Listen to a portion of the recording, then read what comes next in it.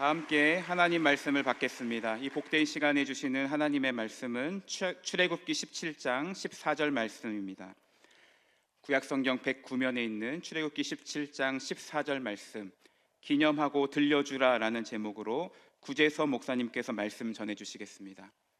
출애굽기 17장 14절 말씀, 우리 한 절 한마음 한입술로 합독합니다. 여호와께서 모세에게 이르시되 이것을 책에 기록하여 기념하게 하고 여호수아의 귀에 외워 들리라. 내가 아말렉을 없이하여 천하에서 기억도 못하게 하리라. 아멘. 이 시간 우리에게 귀한 말씀을 전하실 목사님은 육군훈련소 소장을 역임하셨고 현재는 초대교회 담임하시는 구재서 목사님이십니다. 귀한 목사님을 보내주신 하나님께 감사하는 마음과 환영하는 마음을 담아 박수로 모시겠습니다.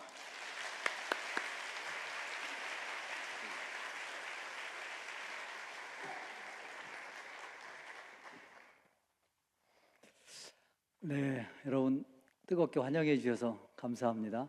혹시 기억하실지 모르겠어요. 제가 2019년도에 38년 군 생활을 마무리하고 리타이어를 했습니다. 마지막 보직이 육군 훈련소장이었는데, 그때 지금 전 세계에서 가장 큰 우리 연무대 군인교회 오천석 교회를 헌당할 수 있는 기회가 훈련소장 재임 기간에 있었습니다. 그때 우리 오정호 목사님, 그 다음에 우리 새로남교회 많은 교인분들이 기도해 주시고 성원해 주시고 또 이렇게 마음을 모아 주셔서 정말 아름답게 연무대 군인교회가 세워졌어요. 그리고 그 기간 중에 또 귀한 또 은혜를 베푸셔서 이 새로남교회에 한 두세 번 왔던 것 같습니다. 새벽기도 때도 왔었고, 그때 기억에 요 시즌이었던 것 같아요. 네, 6.25 요 전후에서 특별 새벽기도회, 나라 사랑을 위한 특별 새벽기도회를 하는 교회가 전국에 몇 개나 있을까요? 별로 없는 것 같습니다. 정말 손으로 꼽을 정도인데, 네, 우리 새로남교회 우리 오정호 목사님, 우리 여러분들 정말 존경하고 너무너무 감사해요. 정말 감사합니다. 그래서 오늘 이제 서울에서 내려오면서 이렇게 고향 내려오는 마음, 여러 가지 어떤 생각들이 또 들었습니다. 38년 군생활 중에 특별히 여기 육군훈련소 있는 논산에, 또 계룡대, 또 여기 자운대 대전에 근무를 많이 하다 보니까 이쪽에서 워낙 또 정이 많이 들었어요. 그래서 고향 오는 마음으로 왔습니다. 여러분 반갑습니다.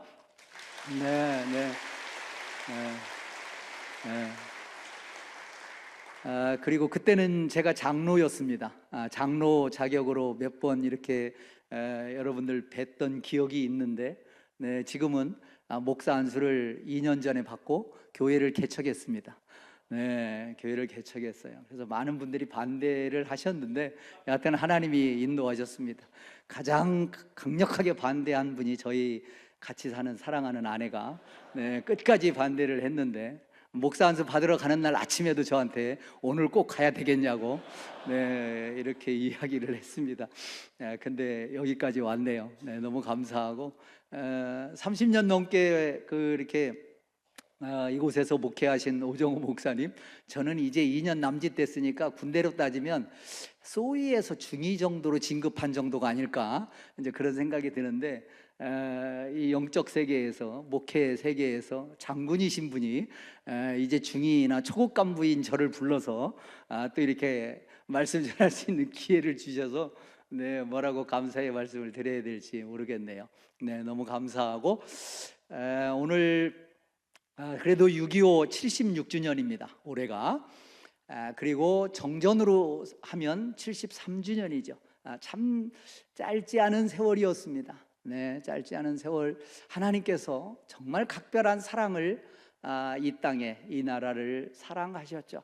그래서 오늘의 대한민국이 되지 않았나 싶습니다. 그래서 오늘은 평소에 아까 식사하면서 담임 목사님하고 대화를 하다 보니까 워낙 많은 전쟁과 또 많은 역사를 또 알고 계시더라고요. 그래서 제가 하는 이야기들이 어떨진 모르겠는데 오늘 말씀을 가지고 특별히 전쟁 이야기를 좀 하도록 하겠습니다. 성경에 나와 있는 전쟁 이야기, 그리고 하나님께서 76년 전에 이 땅에 한국 전쟁이 일어났는데, 그 전쟁을 통해서 전쟁은 여호와께 속했다라고 하나님께서 말씀하고 계십니다. 하나님께 속해 있죠. 하나님의 전적인 주권 아래 전쟁이 진행됨을 고백할 수밖에 없습니다. 하나님의 특별한 은혜를, 전쟁 중에 어떤 은혜가 있었는지 말씀을 통해서 같이 좀 나누는 시간을 갖도록 하겠습니다. 제가 준비한 PPT가 있는데요, 화면을 한번 띄워주시면. 유대 광야의 모습입니다. 여러분, 광야를 혹시 지나고 계신 분이 계십니까? 광야를 경험하지 않는 사람은 아무도 없을 겁니다. 개인의 광야도 있을 것이고, 가정의 광야도 있을 것이고, 어쩌면 교회의 광야도 있을 겁니다. 나라의 광야도 당연히 있겠죠. 한 시인은, 일제시대 때 한 시인은 독립운동을 하며 광야 시대를 겪으면서 이렇게 노래했습니다.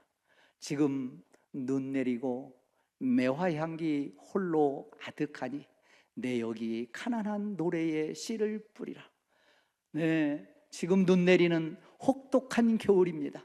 매화향기, 봄을 알리는 매화향기가 언제 몰려올지 기약할 수 없는 그런 상황 속에서, 그렇다고 다 손 내려놓고 아무것도 안 하고 마냥 있을 수는 없기에 가난한 노래에 씨를 뿌리는 그 시인의 심정, 아무것도 할 수 없지만 기도는 할 수 있잖아요. 그래서 하나님 앞에 광야의 시간을 보내면서 간절히 기도했던 그 시인의 가사가 생각납니다. 성경에는 수많은 광야와 관련된 이야기가 있습니다. 40년 광야를 잘 버티고 새롭게 훈련받은 만나 세대들은 가나안 땅에 들어갈 수 있었습니다.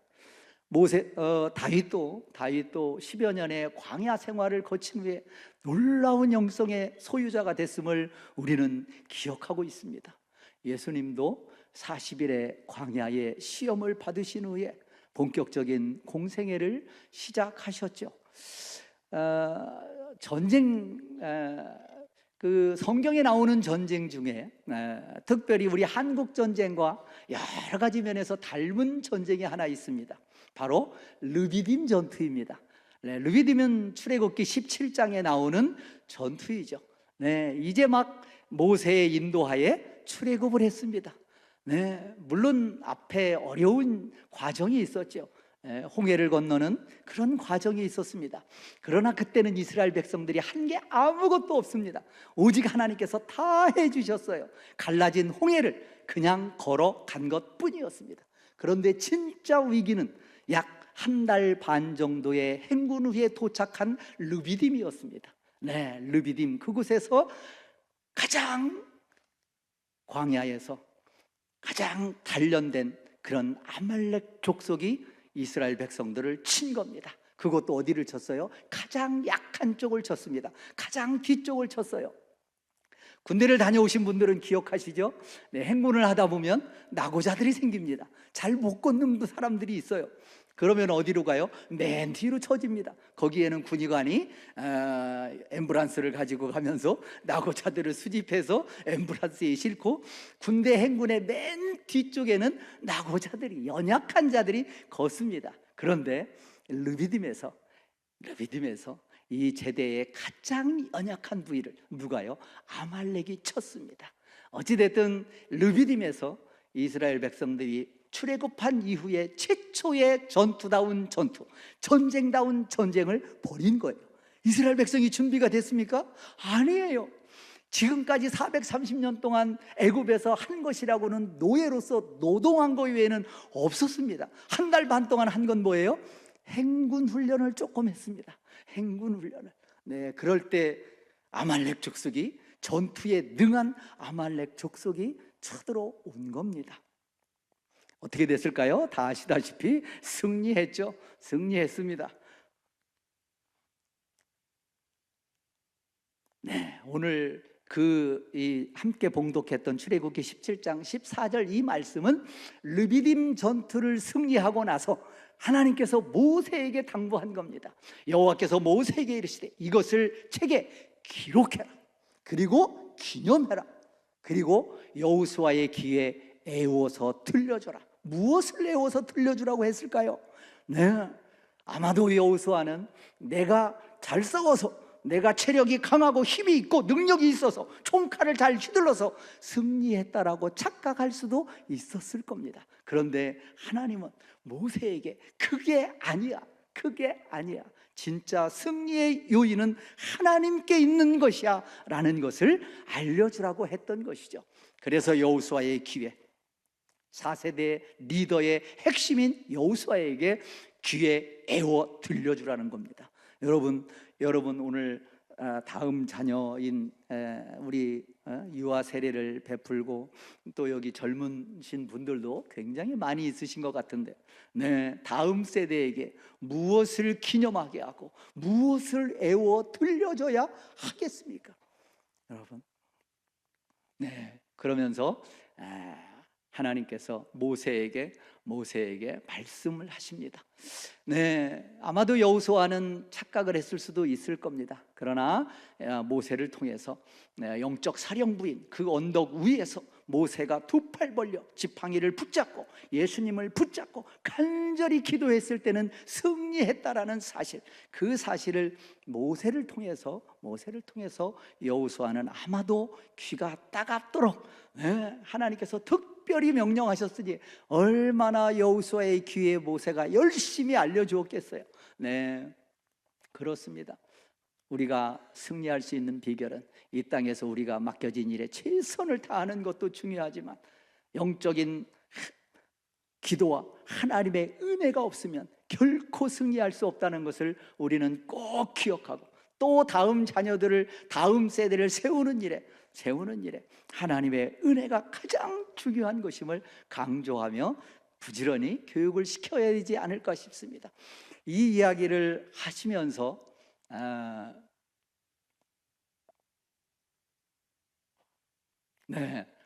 17장 14절의 후반부에 보면 내가 아말렉을 없애버리겠다, 하나님께서 하신 말씀입니다. 아말렉을 없이하여 천하에서 기억도 못하게 하리라 말씀하십니다. 아니, 이스라엘 백성이 출애굽한 이후에 가나안 땅에 가기까지, 그리고 가나안 땅에 정착해서 수백 년 수천 년의 역사 기간 동안 이스라엘을 괴롭힌 나라가, 괴롭힌 민족이 어디 아말렉 족속뿐입니까? 그런데 하나님은 왜 특별히 아말렉에게 이런 가혹한 아말렉을 없애버리겠다, 천하에서 기억도 못하겠다라고 말씀을 하셨을까요? 네, 그 말씀은 신명기 25장에 해답이 나옵니다. 네, 신명기 25장 17절 18절 말씀에 너희는 애굽에서 나오는 길에 아말렉이 내게 행한 일을 기억해라. 아말렉이 한 것을 잊지 말라는 겁니다. 곧 그들이 너를 길에서 만나 내가 피곤할 때 내 뒤에 떨어진 약한 자들을 쳤고 하나님을 두려워하지 아니하였노라.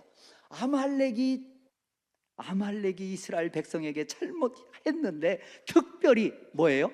뒤에 떨어진 약한 자들을 쳤다는 겁니다. 그리고 하나님을 두려워하지 않았다는 거예요. 네. 하나님은 특별히 약한 자들과 함께 하십니다. 교회에 누가 연약한 자일까요? 어쩌면 육체적으로 어린아이들일 수도 있고 영적으로 이제 막 믿기 시작한 사람들이 아닐까요? 네, 하나님은 특별히 그 사람들에게 관심이 있습니다. 하나님에게 복받는 비결은요, 하나님이 관심 있는 사람에게 잘해주는 겁니다. 하나님에게 벌 받는 지름길은요, 하나님이 관심 가진 사람을 괴롭히는 거예요. 네, 여러분 어떤 삶을, 어떤 인생을 살아가시겠습니까? 네, 하나님께서 특별히 생각하시는 연약한 자들을 어디 가든지, 어느 모임에 가든지, 어떤 조직에 있든지 늘 연약한 자들은 있습니다. 하나님이 나에게 보내주신 선물이라 생각하고 그들을 특별히 섬기고 돌보시고, 그래서 하나님의 큰 복을 받으시는 저와 여러분 되길 간절히 소원합니다. 특별히 대지에 떨어진 약한 자들을 쳤기에 아말렉을 하나님은 그들을 역사에서 지워버리겠다, 천하에서 이름도 기억하지 못하도록 만드시겠다라고 약속하셨습니다. 하나님의 이 약속은 역사 가운데 어떻게 진행이 됐을까요? 하나님은요, 끝까지 추적하시는 분입니다. 하나님이 친히 천하의 역사에서 기억하지도 못하도록 아말렉을 진멸하시겠다고 말씀하셨는데, 1000년의 역사 동안 하나님은 기억하시고 진멸해 나가셨습니다. 사울로부터 다윗 왕으로부터 히스기야 시대까지, 그리고 이스라엘 백성이 멸망한 이후에까지도 하나님은 페르시아 시대까지도 끝까지 아말렉을 추적해서 역사에서 지워버리십니다. 여러분, 원수가 있으십니까? 여러분, 원수를 갖기 위해서 몇 년 동안 얼마나 기억하셔요? 아마 한 세대를 건너가기 어려울 겁니다. 그런데요, 하나님은요 기억하고 계십니다. 몇 년을요? 오늘 아말렉 족속을 지워가는데 1000년을 기억하시고 하나님께서 역사에서 지워가십니다. 그 사명을 감당하는 자에게 복을 주시고, 그 사명을 감당하지 않는 자를 하나님은 과감하게 도태시킨 역사를 우리는 기억합니다. 사울 왕을 뽑았습니다. 이스라엘의 첫 번째 사울 왕을 뽑았습니다. 사울 왕에게 어떤 미션을 주셨어요? 아말렉이 이스라엘에게 행한 일, 곧 애굽에서 나올 때의 길에서 대적한 일로 내가 그들을 벌하노니 아말렉을 쳐라, 그들의 모든 소유를 남기지 말고 진멸하라 라는 미션을 사울 왕에게 하나님은 특별히 주셨습니다. 그 하나님의 특별한 명령에 사울 왕은 불순종했죠. 하나님이 뭐라고 말씀하셨어요? 내가 사울을 왕 세운 것을 후회한다라고 말씀하셨습니다. 하나님이 저와 여러분에게 사명을 주셨습니다. 여러분, 어떤 사명을 감당하고 계십니까? 그 사명을 잘 감당하셔서 잘하였다 칭찬받는 저와 여러분 되기를 원합니다. 그 사명을 잃어버리고 그 사명을 외면하고 나의 인생, 내 목표, 내 꿈을 이루다가 하나님으로부터 내가 너를 세운 것을 후회한다 라고 말씀하실 때 얼마나 그런 일이 저와 여러분의 인생 가운데, 저와 여러분의 미래 가운데 없기를 간절히 소원합니다. 다윗은요 왕이 되기 전에도요, 왕이 되기 전에 지금 사울 왕으로부터 피하는 그 과정 중에도 아말렉을 진멸하는 데 앞장섰습니다. 사무엘상 27장, 사무엘상 30장에 보면요, 다윗이 아말렉 사람들이 침노하였을 때 그들을 쳤습니다. 남녀를 살려두지 아니하였다라고 기록하고 있습니다. 다윗이 새벽부터 이튿날 저녁 때까지 아말렉을 쳤다고 합니다. 피한 사람이 없었다라고 이야기하고 있습니다. 하나님의 명령을, 하나님의 메시지를, 비록 지금 그 말씀을 하신 지 460년이 지났지만 다윗은 기억하고 그 말씀을, 하나님의 명령을, 사명을 준행했죠. 750여 년이 흘렀습니다. 히스기야 시대 때 역대상에 보면 이런 기록이 나옵니다. 시므온 자손 중에 500여 명이 세일산으로 갔습니다. 피신에서 살아남은 아말렉 사람을 쳤다라고 기록하고 있습니다. 하나님 말씀하신 후에 1000년의 세월이 흘렀습니다. 이스라엘도 멸망하고 바벨론으로 끌려갔습니다. 그리고 바벨론도 멸망하고 페르시아 시대 때 돌아오지 않은 많은 이스라엘 유대인들이 아직도 페르시아 전역에 흩어져 살고 있을 때의 이야기입니다. 에스더 3장 1절에 왕이 아각 사람 하만의 지위를 높였다고 합니다. 아각 사람은 바로 아말렉 족속을 이야기하는 겁니다. 하만의 지위가 총리로서 뭐든지 할 수 있는 페르시아 제국의 대단한 권세를 가진 자라가 등장한 겁니다. 유대인을 몰살하겠다는 그런 계획, 음모를 꾸미죠. 그런데 하나님께서 그 음모를 뒤집어서 유대인 몰살의 날이 유대인 축제의 날로 변하게 하셨습니다. 변하게 하셨어요.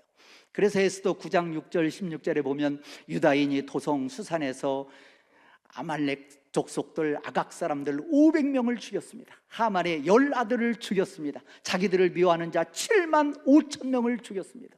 유대인을 전멸시키려고 했던 아말렉 족속들, 페르시아 시대 때 7만 5천 명을 하나님께서 완전히 전세를 역전시켜서 하나님께서 아말렉 족속을 완전히 쓸어버리셨습니다. 역사 가운데 아말렉 족속은 더 이상 등장하지 않았습니다. 하나님은요 1000년을 기억하십니다. 여러분, 누구에게 여러분의 소원을, 누구에게 여러분의 원수를, 누구에게 여러분의 간절한 소망을 누구에게 아뢰시겠습니까? 1000년 동안도 잊지 않으시고 기억하시고 원수를 갚으시는 하나님께 저와 여러분의 미래를 맡겨나가시는 저와 여러분 되길 간절히 소원합니다. 예. 이 르비딤 전투와 한국 전쟁은 굉장히 유사합니다. 한국 전쟁은 언제 일어났나요?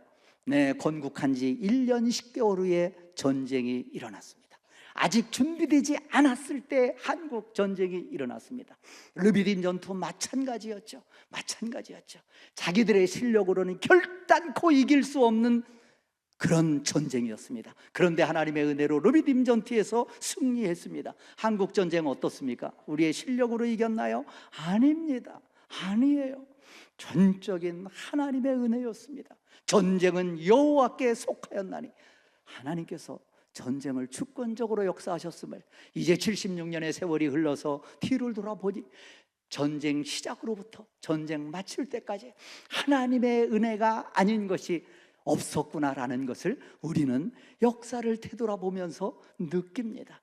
그 많은 것들을 다 말씀드릴 수는 없지만 그 중에 몇 가지만이라도 여러분과 함께 나누었으면 합니다. 첫 번째 하나님의 은혜는요, 아까 우리가 건국한 지 한국 전쟁이 일어난 게 1년 10개월 만에 전쟁이 일어났습니다. 1년 10개월 동안 우리는 오직 싸우기 위해서 준비했을까요? 아닙니다. 다 잘 아시잖아요. 전쟁 준비 전혀 안 돼 있었습니다. 군사적인 군인의 관점에서 볼 때는요, 전혀 준비가 안 돼 있었습니다.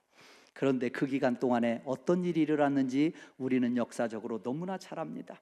그때 군대 안에 군을 만들어야 되기 때문에 군대 안에 수많은 자원들이 이념과 사상을 떠나서 다 들어왔습니다. 그러다 보니 그 안에 공산주의자들이 굉장히 많이 있었습니다. 그래서 이 1년 10개월 동안 전쟁이 일어나기 전에 군을 이제 재건하는 것이 가장 급선무인데 그 기간 중에 공산주의자들에 의해서 남로당에 의해서 어떤 일이 일어났는지 아시죠? 쿠데타가 일어났습니다. 대구에서 일어났습니다. 여수에서 일어났습니다. 제주도에서 일어났습니다. 지휘관을 사살하고 탄약고를 획득하고 무기를 얻어가지고 쿠데타를 일으킨 겁니다. 1년 10개월 동안 한국전쟁이 일어나기 전까지 우리 군은요, 그걸 진압하기에 온 에너지를 다 쏟았습니다. 정말 너무너무 서글픈 이야기입니다. 그런데요, 지금 돌아보니 그것이 하나님의 은혜였습니다. 그래도 한국전쟁이 일어난 1950년 6월 25일 전에 그게 정리가 됐습니다. 만약에요 1950년 6월 25일 이후에 김일성이 전 전선에 걸쳐 동시에 밀고 내려왔을 때, 그때 전국에서 이 남로당들이 공산주의자들이 봉기를 군 안에서 군 밖에서 일으켰다면 여러분, 싸워보지 못하고 우리는 역사에서 사라졌을 겁니다. 낙동강 방어선요, 구축할 틈이 없었습니다. 지금 돌아보니 그래도 전쟁 전에 그 일이 있었다는 것이 하나님의 은혜였구나, 아찔한 순간이었구나. 하나님께서 전쟁이 일어나기 전에 그래도 그 순간들을 다 정리하고 모면할 수 있도록 하나님께서 주관해 주셨구나. 너무너무 감사하게 느껴졌습니다. 전전선에 걸쳐서 하루 만에 다 돌파가 됐습니다. 서울이요, 3일 만에 서울을 빼앗겼습니다. 그런데요, 놀라운 기적이 일어납니다. 어쩐 일인지 김일성이요, 서울에서 3일간 주체합니다. 물론 여러 가지 정황상 여러 가지 요인이 있을 수 있습니다. 전전선에서 하루에 다 무너졌지만 유일하게 2, 3일을 버틴 곳이 있었습니다. 그곳이 춘천입니다. 육사단 김종호 사단장이 지켰던 춘천만은 다른 부대는 다 농번기라고 휴가 보내고 다 내보냈을 때 기미가 심상치 않다, 지켜라. 그래서 휴가 외출에 막 통제하고 오직 전투 준비를 했습니다. 그래서 춘천 전투만이 유일하게 며칠을 버틸 수 있었습니다. 사실은 그게 조공이었습니다. 두 번째 강력한 부대였습니다. 춘천을 뚫고 수원으로 와서 서울에서 위에서 내려오는 부대와 함께 한국군을 완전히 경멸하려고 했던 계획이었는데 그게 틀어진 겁니다. 어찌됐든 서울에서 김일성이는 3일을 지체합니다. 나중에 김일성이 별을 위해서 자비판합니다. 모아놓고 서울에서 그때 지체하지 않았더라면 우리는 부산에서 8월 15일을 광복절을 1950년 광복절을 보낼 수 있었는데 한탄하면서 서울에서 3일간 지체했던 것을 후회하는 기록을 우리는 볼 수 있습니다. 이 서울에서 3일간 지체하는 그 기간 중에 당시에 일본에 있던 극동군 사령관인 메가더가 날라왔습니다. 수원에 날라와서 이승만 대통령을 만나고 한강 방어선을 시찰합니다. 오른쪽의 사진은 인천 상륙작전이라는 영화의 한 장면입니다. 메가더 장군이 한강 방어선에서 방어 중인 병사에게 묻습니다. 귀관은 언제까지 이 자리를 지킬 것인가? 그 병사가 대답합니다. 상관이 떠나라고 할 때까지 자기는 이 자리에서 끝까지 지키겠습니다라는 이야기를 했다고 합니다. 그 이야기를 듣고 메가더 이 땅을, 대한민국을 지킬 만한 가치가 있다고 판단했겠지요. 그리고 인천 상륙작전을 구상합니다. 메가더는요, 2차 세계대전 태평양 전쟁의 영웅입니다. 그 기간 중에 얼마나 많은 상륙작전을 감행했는지 모릅니다. 모든 섬을 다 장악할 수 없기에 점프했습니다. 중요한 섬 위주로 점프하면서 상륙작전을 통해서 전쟁을 승리로 이끈 사람이 메가더입니다. 그래서 한강 방어선에서 시찰하면서 인천 상륙작전을 구상했던 것이죠. 아까 요종호 목사님도 말씀하시던데, 한국전쟁이 6월 25일 날 터졌죠. 그런데 유엔 결의안이요, 82호, 83호, 84호가요 전쟁이 일어난 그 당일날, 물론 유엔 미국의 시간이기 때문에 하루 격차가 있습니다만 82호, 북한의 남침은 불법이다라고 규정합니다. 그리고 이틀 후인 6월 27일 날 83호에서 유엔 하에 있는, 유엔 밑에 있는 모든 나라는 한국을 도와라 라고 유엔 결의안을 결의합니다. 그리고 7월 7일 84호 유엔 산하에 있는 모든 나라는 대한민국을 돕는 군대를 만들 테니 모여라, 지원해라. 그래서 유엔군이 창설이 됩니다.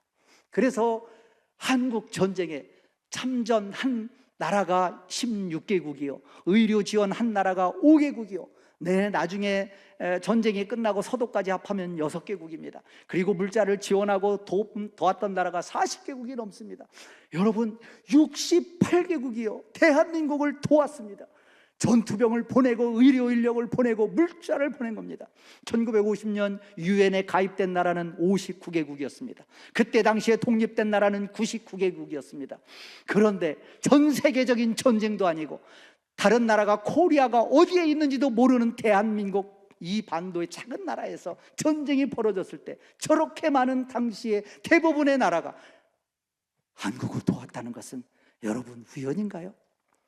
여러분, 누가 시켜서 한 일인가요? 이건 하나님의 하나님의 은혜가 아니고서는 설명할 길이 없는 일입니다. 여러분, 지금 우리가 전투병을 해외에 파병하는데 얼마 걸리겠습니까? 전투병이 아닌 의료 인력, 기술 인력, 행정 인력을 파병하는데도 1년이 넘게 걸립니다. 정치인들을 설득해야 되고 국회를 통과해야 되고요. 정말 어려운 일입니다. 그런데 82호, 83호, 84호를 통해서 2, 3일 만에, 10여일 만에, 보름 만에 군대를 조직해서 대한민국을 도왔다? 유엔이 창설하고 지금까지 유엔군은요 처음이자 마지막이었습니다. 유엔군 사령부가 그래서 대한민국에 있는 겁니다. 유엔군 사령부는 전 세계 유엔이 만들어진 이후에 한국전쟁에 딱 한 번 투입하고 유엔군은 더 이상 만들어지지 않았습니다. 여러분, 이게 우연인가요? 여러분, 이게 우연인가요? 이걸 어떻게 설명하시겠습니까? 이건 하나님의 은혜가 아니고서는 설명할 수 없다고 저는 생각합니다. 어찌됐든 초기에 우리는 준비되지 않아서 밀렸습니다. 낙동강 방어선까지 밀렸어요. 얼마나 많은 분들이 희생이 됐는지 모릅니다. 14세, 15세 소년병들이요 3만 명이 동원이 됐습니다. 그 중에 얼마나 많은 분들이 낙동강 방어선에서 이름도 없이, 군번도 없이, 계급도 없이 그곳에서 숨졌는지 모릅니다. 아직 그분들의 시체도 다 찾지 못했습니다. 군에 가지 않아도 되는 학도병들이 5만 명이 모였습니다. 마찬가지 낙동강 방어선에서 얼마나 많은 피를 흘렸는지 모릅니다. 낙동강 방어선에 전투가 치열할 때 김일성이 수안보까지 내려왔습니다. 수안보까지 내려와서 촉시입니다. 당장 부산까지 밀고 내려가라.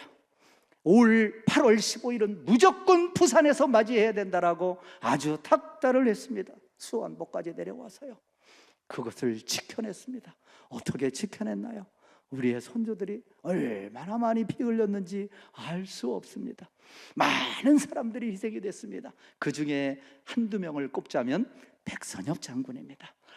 당시 일사단장으로 있었던 대구 바로 북방 다부동 전투의 영웅이죠.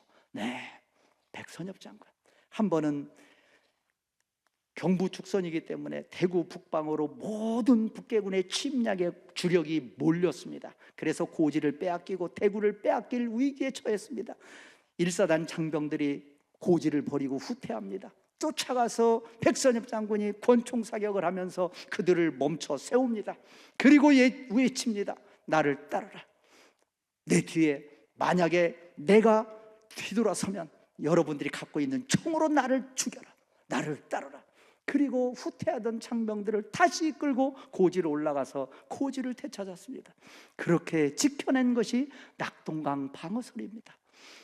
네, 낙동강 방어선은 다른 말로 워커라인이라고도 합니다. 왜냐하면 당시에 유엔군 사령관의 통제하에 육군을 통제했던 장군이 워커 장군입니다. 워커 장군입니다. 네, 좌측 사진의 좌측 인물입니다. 여러분 생긴 게 어때요? 불독같이 생겼지 않습니까? 네, 생긴 거하고 똑같습니다. 얼마나 혹독하게 주의를 했는지요. 낙동강 방어선을 지키게 하면서 장병들에게 외쳤습니다. 스탠드 or die. 반드시 사수해라. 그렇지 않으면 죽음뿐이다. 더 이상 어디로 물러가겠다는 것이냐. 반드시 지켜라. 스탠드 or die를 외쳤습니다. 얼마나 혹독하게 부하들을 다그쳤는지요. 부하 장병들이 민원을 정치권에 쏟아냈습니다. 그래서 메가다에게 날라옵니다. 워커 살살 하라고 해라. 메가다가 워커를 불러놓고 얘기합니다. 걱정하지 마라. 전쟁 중에 군대에는 민주주의가 없다. 그렇게 하면서 메가다는 워커를 보호하면서 그래서 지켜낸 낙동강 방어선입니다. 네, 아까 오 목사님도 말씀하시던데, 네, 낙동강 방어선을 버텨내면서 또 일부 병력을 빼서 인천 상륙작전을 구상해서 인천 상륙작전을 합니다. 성공 확률이요 5,000분의 1입니다. 네, 바다를 좀 아시는 분은 지금 서해안이 얼마나 조수간만의 차이가 큰지, 하루에 배가 만조 때에 배가 들어올 수 있는 시간이 불과 2-3시간밖에 안 된다는 사실을 너무나 잘 알고 있을 겁니다. 성공할 당시의 확률이 5,000분의 1이었습니다. 그래서 미국의 합참에서 날라왔습니다. 합참의장이 날라오고 총장이 날라오고 실무자들이 날라와서 메가더를 설득시킵니다. 불가능합니다. 전패합니다. 그런데 메가더는 그들을 설득시켰습니다. 뭐라고 설득시킨지 아셔요? 남들이 다 안 된다고 하니 그래서 하는 거야. 남들이 다 안 된다고 하니 그래서 기습할 수 있는 거야. 그래서 성공할 수 있는 거야. 그래서 인천 상륙작전을 결국은 5,000분의 1이라는 그 극소한 확률을 뚫고 인천 상륙작전을 성공합니다. 일거의 천세가 역전되었죠. 역전되었습니다. 인천 상륙작전에는 메가더 장군같이 훌륭한 리더가 있었지만 그 배후에는 너무나 많은 피 흘림이 있었습니다. 인천 상륙작전이라는 영화가 오래전에 상영이 됐죠. 그 배경이 뭐냐면 인천 상륙작전의 엑스레이 작전입니다. 엑스레이 작전은 메가더가 특별히 부탁합니다. 한국 사람들로만 구성해서 지리를 잘 아는 자들이 그 인천 지역에 북계군이 어디에 배치되어 있고 무기가 어디에 있는지를 샅샅이 뒤져봐라. 그래서 한국인들로만, 자원하는 사람들로만 첩보부대를 구성해서 인천 그 배치된 것을 다 조사하는 그 미션을 띄고 한 작전이 엑스레이 작전입니다. 저들이 일개 소대 규모가 영흥도, 인천이 내려다 보이는, 지금은 다리가 놓여서 쉽게 건너갈 수 있지만 영흥도에 배치가 돼서 그쪽에서 위장을 하고, 그때는 3개월 동안 공산 치하에 있는 기간이었잖아요. 그래서 그들이 위장을 하고 친척으로 뭘로 위장을 해서 인천을 다니면서 속속들이 파악을 합니다. 하루 전날 그 첩보를 입수한 북계군이 영흥도에 수색 정찰을 합니다. 몰살 위기에 처했습니다. 그런데 요 임충이와 홍시욱 하사가 이대로 가다가는 다 잡히겠다. 잡히면 고문하고 결국은 토해내면 인천 상륙작전의 비밀이 탄로날 수밖에 없을 텐데 안 되겠다. 그래서 이 두 명이 자기들의 위치를 노출시키면서 수색경찰하는 북계군을 끌고 엉뚱한 방향으로 갑니다. 그리고 나머지는 그 사이에 탈출합니다. 그리고 두 명은 끝까지 자기들을 수색하는 북계군을 끌고 다니다가 마지막 순간에 더 이상 버틸 상황이 아닌될 때 결국은 둘은 극단적인 선택을 합니다. 우리들이 잡히면 어떻게 된다는 것을 너무나 잘 알고 있었기에 이런 분들의 희생 위에서 인천 상륙작전은 성공을 한 것이죠. 그런데 예기치 못한 상황이 벌어졌잖아요. 인천 상륙작전을 하고 서울을 수복하고 얼마나 신이 났습니까? 10월 1일 날 38선을 넘어서 달렸습니다. 10월 19일 날 평양을 점령했습니다. 그리고 압록강 토산에 가서 군인들이, 육사단 장병들이 수통에 물을 담갔습니다. 통일이 되는 줄 알았습니다. 그런데 이게 웬일입니까? 중공군이 얼마나 많이 들어왔는지요. 중공군이 1, 2차 공세에 30만이 들어왔고 그 이후에 말할 수 없는 엄청난 중공군이 들어왔습니다. 다시 밀렸습니다. 그래서 서울을 또 뺏깁니다. 그게 1951년 일사후퇴 때입니다. 중공군 3차 공세에 의해서 서울을 빼앗깁니다. 38선이 무너졌습니다. 37도선도 무너졌습니다. 다시 36도선까지 밀리는 상황 속에 처해 있을 때 워커 사령관, 아까 낙동강 방어선의 영웅이었던 워커 사령관은 서울 창동에서 2와 2분의 1톤 다치와 정면 충돌해서 현장에서 죽습니다. 그래서 미 8군 사령관의 후임으로 온 사람이 바로 이 사진에 보이는 리츠웨이 장군입니다. 리츠웨이 장군은요, 메가더가요, 미 8군 사령관은 이 사람 보내, 이 사람 아니면 안 받아, 이 사람으로 보내라고 해서 온 사람이 리츠웨이 장군입니다. 2차 세계대전 때 영웅이기도 하고 전투를 가장 잘 수행할 수 있는 사람으로 지명해서 불렀습니다. 그래서 리츠웨이 장군이 와서 중공군으로 말미암아 공포와 두려움에 쌓인 한국군 유엔군을 설득하고 그들을 다시 기강을 잡고 수색하고 정찰하고 해서 다시 반격 작전을 한 사람이 리츠웨이입니다. 리츠웨이예요. 워커는 낙동강 방어선을 그 상황 속에서 그런 성격으로 지켜야 되는 사람이기에 그 사람이 있었던 것이고, 다시 중공군이 거세게 몰아칠 때는 리츠웨이 같은 사람이 필요했기에 하나님께서 리츠웨이를 지명해서 이 땅에 보내주신 거예요. 리츠웨이는요, 가슴에 8군 사령관이면서도 수류탄을 달고 있습니다. 늘 전장터를 늘 누볐습니다. 늘 누볐습니다. 그리고 1951년 4월 트루먼 대통령과 메가더가 정치적인 견해가 너무나 달랐습니다. 다름 아닌 중공군 문제를 놓고 갈렸죠. 메가더는 전장을 한반도 밖으로 벗어나서 중공 땅에 원자 폭탄을 떨어뜨려서라도 한반도를 통일해야 된다고 생각했습니다. 그런데 트루먼 대통령은 정치적인 해법을 택한 것이죠. 어찌됐든 그래서 1951년 4월 메가더는 해임됩니다. 메가더가 해임되고 미 8군 사령관이던 리츠웨이가 유엔군 사령관이 됩니다. 그리고 리츠웨이가 유엔군 사령관이 되면서 다시 3대 미 8군 사령관으로 저 사진에 나와 있는 벤프리트가 옵니다. 벤프리트는요, 대단한 사람이었습니다. 이 한국전쟁에 오기 전까지는 그리스에서 이 군정을 책임진, 유럽도 전쟁이 끝나고 막 이제 사후 조치를 하고 있을 때니까 그리스의 군정 사령관이었습니다. 그런 벤프리트가 왔습니다. 벤프리트는요, 정말 한국을 사랑했던 군인이었습니다. 너무너무 한국을 사랑했습니다. 전역해서도 한국을 너무너무 사랑했습니다. 그래서 한국전쟁이 끝나기 전에 군을 재건해야 된다. 그래서 10개 사단을 미군의 장비와 물자와 탄약을 받아서 전쟁 중에 10개 사단을 다시 재건했습니다. 전쟁이 끝난 다음에 이 10개 사단을 다시 재건하는 핵심 인물이 벤프리트 장군이었습니다.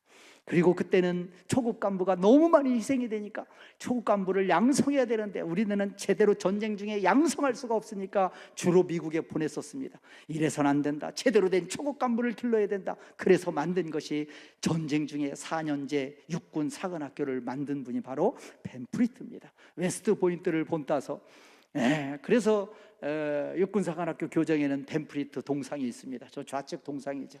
그래서 저희가 사관학교 다닐 때 늘 학창 다니면서 벤프리트 장군을 보면서 늘 격려하고 당신을 존경합니다 라는 메시지를 늘 보내곤 했었습니다. 좌측에 사진 벤프리트 장군이 찍은 좌측이 벤프리트 2세 아들입니다. 한국전쟁의 파일로트로, 폭격기의 파일로트로 참전했습니다. 그런데 북한 지역을 폭격하다가 실종됐습니다. 부하들이 실종된 벤프리트의 아들을 찾기 위해서 이런저런 노력을 하겠다고 건의합니다. 벤프리트가 노합니다. 내 아들이라고 전쟁 중에 특혜를 줘서는 안 된다. 그렇습니다.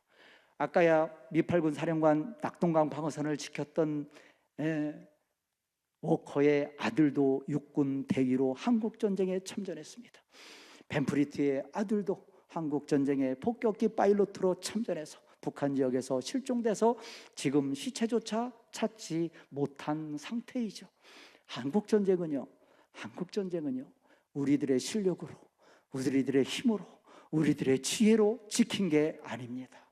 하나님의 은혜가 아니고서는 결단코 설명할 수가 없습니다. 르비딤 전투, 이스라엘 백성들이 아무 준비가 되어 있지 않은 상황 속에서 아말렉 족속이, 그 날쌔고 용맹한 아말렉 족속이 공격했을 때 전적인 하나님의 은혜로 두 팔 들어 하나님께 기도했을 때 하나님께서 물리쳐 주셨습니다. 한국 전쟁이요, 한국 전쟁 중에 군목제도가 생겼습니다. 그래서 지금 군대 안에는 목사님들과 군중병들과 수많은 기독 장병들이 함께 예배드리며 지금까지 그 전통을 전쟁 중에 생긴 제도에 의해서, 그 제도에 의해서 지금 예배드리고 있는 것이죠. 오늘 설교 제목이 기념하고 들려주라입니다. 우리는 승리해야 됩니다. 우리는 승리해야 됩니다. 영적 전쟁에서 승리하기 위해서는요, 여호수아 장군이 열심히 현장에서 칼을 휘둘렀던 것처럼 현장에서 최선을 다해야 됩니다. 그러나 그것 가지고는 한계가 있습니다. 지팡이의 의지에서, 예수 그리스도의 의지에서 우리는 기도해야 됩니다. 그래서 하나님께 맡겨야 됩니다. 하나님께 맡길 때 하나님께서 승리할 수 있도록, 승리하도록 하나님께서 전적으로 역사하실 줄 믿습니다. 모세를 도와 아론과 훌이 함께 했던 것처럼 여러분의 옆에 있는 얼마나 많은 동역자가 있습니까? 함께 목원들이 있고 순장이 있고 얼마나 좋습니까? 함께 연합해서 영적 전쟁에서 승리하시는 저와 여러분 되시기 바랍니다. 하나님은 반드시 약속을 성취하십니다. 우리는 한 치 앞도 내다볼 수 없지만 하나님은 한 번 약속한 것을 100년이 아니라 1000년이 지나도록 잊지 않으시고 그 약속을 신실히 지켜나가시는 분이십니다. 그 하나님께 저와 여러분의 모든 소원을, 저와 여러분의 모든 간구를 맡기시는 저와 여러분 되길 간절히 소원합니다. 하나님, 한국전쟁에 나타난 하나님의 주권과 섭리를 우리는 인정하며 하나님께 감사하고 하나님께 영광 돌리고 앞으로의 대한민국도 하나님 손에 맡겨드립니다. 하나님 인도하여 주옵소서, 하나님 인도하여 주옵소서. 이렇게 기도하며 승리하며 나아가는 우리 새로남교회 귀한 우리 교우 여러분, 성도 여러분 되셨으면 좋겠습니다.